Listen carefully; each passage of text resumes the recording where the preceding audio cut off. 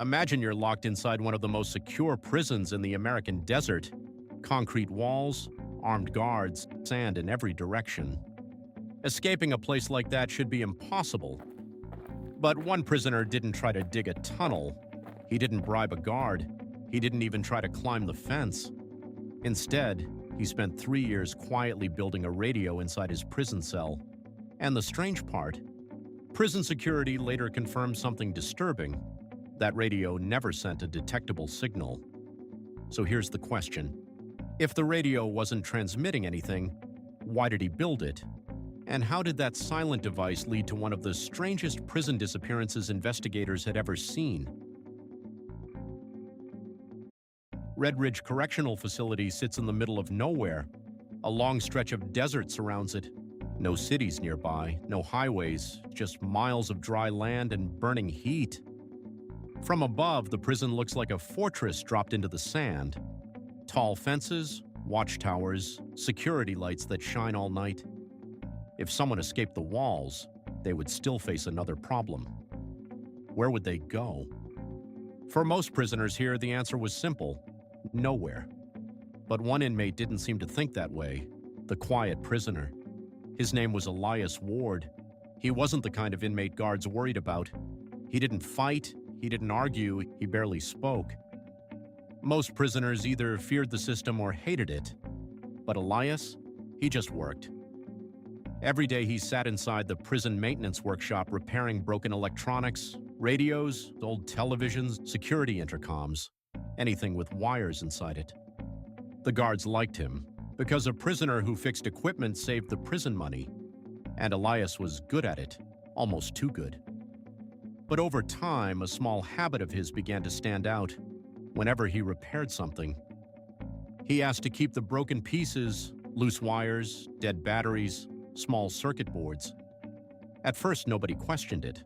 After all, what danger could come from scraps, right? Weeks turned into months, months turned into years, and Elias kept collecting parts. A resistor here, a piece of copper wire there, a tiny chip from an old radio. Each item looked harmless by itself, but if someone had seen the full collection together, they might have realized something. Because Elias wasn't collecting junk, he was collecting components, pieces of a machine, a very specific machine. But here's the question. Why would someone spend years building something inside a prison? What kind of device would even be useful behind concrete walls? And why was Elias always so patient? Almost like he knew time wasn't his enemy. Every night when the prison lights went out, Elias started working. Inside his small cell, he sat on the floor under the faint moonlight coming through the bars, slowly, carefully. He assembled something, tiny wires, small circuits, soldered connections.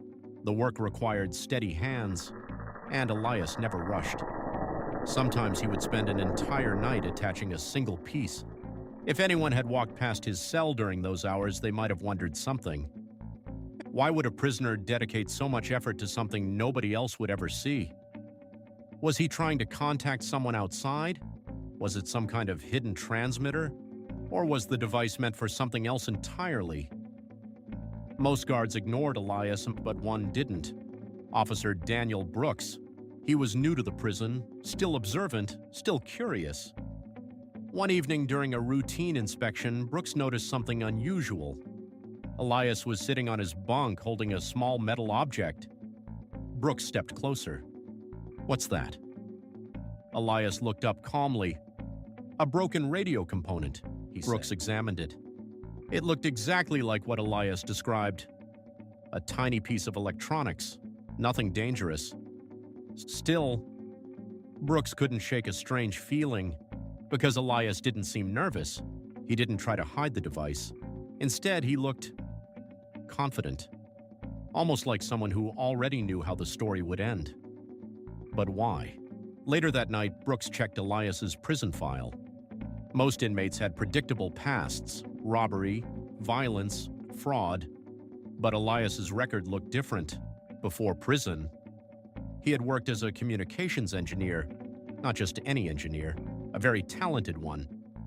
He had designed advanced signal systems for large networks, which raises a strange question. How does someone like that end up inside a desert prison? The official report said corporate espionage, but Elias always claimed something else. He claimed he had been framed. If that was true, maybe the radio wasn't just a hobby. Maybe it was part of something bigger. The 3 years after Elias started collecting parts, the device was finally finished. It was small enough to fit in the palm of his hand. That night, Elias climbed onto his bunk. He pressed the device against the concrete wall. Then he flipped a tiny switch. Nothing happened. No sound, no light, no signal anyone could detect. Which raises the most confusing question of all. If the device made no signal, was it really a radio? Somewhere far away, at that exact moment, hundreds of miles away. A computer system quietly registered something unusual, a faint electrical pattern, almost invisible inside the background noise, but it wasn't random. It was a message, a very short one, a signal someone had clearly been waiting for. 2 weeks later, nothing happened immediately. Life inside Red Ridge continued as usual until one night, at 2:17 in the morning, the entire prison suddenly lost power.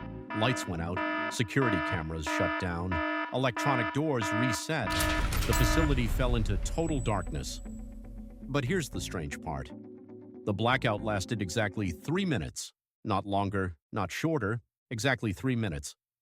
Why that specific amount of time? The escape. While the guards scrambled to restore power, one door quietly unlocked. Cell B214, Elias Ward's cell. When the lights returned, the prison looked normal again, except for one detail. Elias was gone.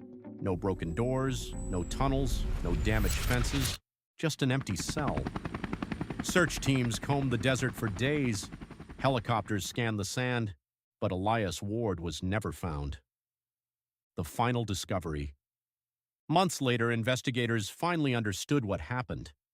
The device Elias built wasn't designed to send a normal radio signal. It used a frequency so narrow it could hide inside background electronic noise, almost impossible to detect.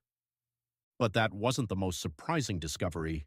Because the signal didn't contact another person, it activated a remote automated system, a system Elias himself had helped design years before he went to prison, a system capable of temporarily shutting down electrical grids. Once investigators realized that, a chilling possibility appeared. Elias didn't build the radio to ask for help. He built it to activate a plan that had been waiting for years. Which leaves one final question. If Elias designed the escape long before he entered prison, then was his arrest really an accident? Or was the entire prison sentence